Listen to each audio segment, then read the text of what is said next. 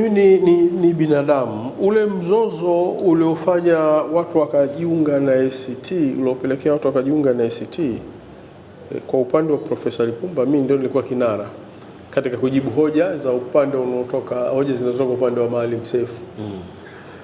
Lakini sio kujibu hoja tu. Tukafanya kikao cha baraza kuu, tukafukuza na wabunge. Mimi nilikuwa ndio mwenye uzoefu, kwa sababu ndio mjumbe wa kamati tendaji pekee niliokuwa nimebaki. Mimi naamini watu walijiunga ACT kwa sababu walishakuwa hawana imani, walikosa imani na Profesa Ibrahim Haruna Lipumba. Mimi nikapiga kifua kwa hoja, kwa kufanya nini, kwa kufanya mobilization kama ilivyokuwa mwanzo. Watu wa bara walio wengi kwa kiasi kikubwa wakaamini kwamba profesa yuko sahihi kuliko Maalim. Na kama ninavyokueleza, tukafukuza mpaka wabunge wa viti maalum.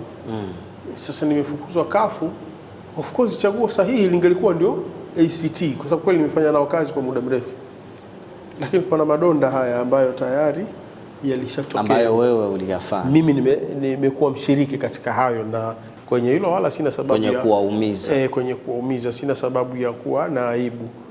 Nimewaumiza kwa kutetea katiba, lakini mwisho wa siku nakuja kurealize bora hiyo katiba tusingeifanya, tungeendelea kuwa tumebaki na kafu imara kwa kipindi kile kuliko kufuata katiba, matokeo yake kafu haipo tena. Kwa hiyo nilipotazama lile, sikutaka kwenda kuwatonesha watu vidonda.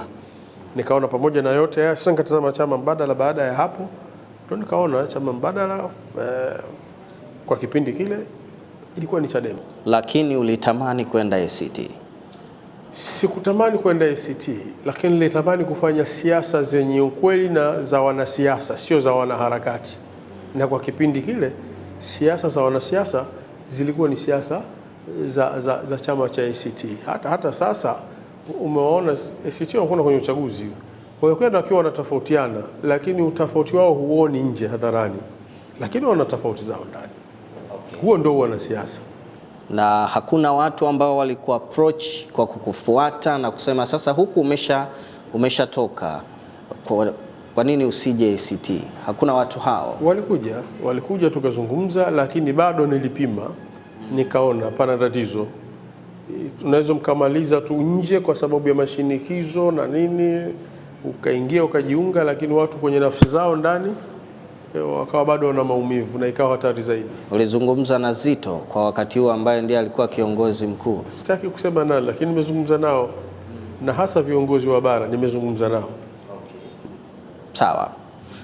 Kwa nini sasa ukaelekea Chadema, na tena hapo ukiwa na wafuasi wengi sana walikufuata, ukiwa na watu zaidi ya 300 hivi?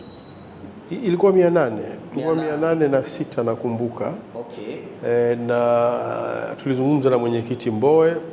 Na mwenyekiti Mbowe alikuwa straight na alitaka hasa tujenge chama, na nilipojiunga na Chadema na wenzangu tulipata fursa sasa ya kupewa nafasi ya kujenga chama, na haukuwa uamuzi wangu peke yangu, ulikuwa uamuzi pamoja. Tuliitana tukajadiliana, tukasema basi bwana, kwa mazingira yalivyo twendeni Chadema, ndio chama sahihi kwa sasa. Tukajiunga na Chadema, tukapokelewa na Freeman Mbowe na akatoa hotuba nzuri pale. Of course na kule nako kulikuwa kuna shida kidogo, kwa sababu katika mambo ya siasa za Tanzania hizi na kubadilika kwa agenda, na wao kuna kipindi waliamini kwamba wanakosa kuungwa mkono maeneo ya pwani na pwani ya bara kwa sababu ya hoja ambazo nilikuwa nazijenga mimi majukwani. Sasa wengine waliona kunichukua mimi kama sio mtu sahihi, ni mtu nilowachelewesha sana chama chao kuingia kwenye hizi pwani za bara. Lakini mwenyekiti yeye aliona kwamba sasa hiyo ndio fursa ya kuingia kwenye haya maeneo ya pwani za bara, na akanipa fursa. Ulipofika tu Chadema, nini mlikubaliana kama mikakati? Hapana, mikakati inapangwa kwenye vikao vya kikatiba, na mimi sikuwa mjumbe wa kikatiba. Mimi nilikuwa natekeleza programu ambazo zinapangwa na kamati kuu, zinapangwa na chama, zinapangwa na jimbo ama mkoa ama kanda. Nakumbuka operation ambayo nilikwenda, of course huwezi kuita operation, lakini kwenda mkutano mmoja wa Tanga ambao nilialikwa na mwenyekiti wa kanda ya kaskazini kipindi kile Godbless Lema. Tukaenda tukafanya mkutano, na tuliporejea Dar es Salaam tulikuwa tunaelekea kusini kwa maana ya wilaya ya mikoa ya Lindi na Mtwara, lakini ikatokea kafariki mzee wangu, ile ziara ikaahirishwa, na tulipomaliza msiba ambao mwenyekiti Mbowe, katibu mkuu Mnyika, naibu katibu mkuu Salum Mwalimu, nakumbuka katika waliokuja ni watu waliokuja katika msiba ule, na Godbless Lema. Lakini nilipomaliza msiba siku kama ya 4 nadhani tukaanza mwezi mtukufu wa Ramadhani. Kwa mikoa ya kusini ni ngumu kwenda kufanya siasa kwa nyakati hizo. Kwa hiyo nilishiriki kwenye ujenzi wa chama kwa mikakati iliyopangwa kwenye kamati kuu na vikao vya chama.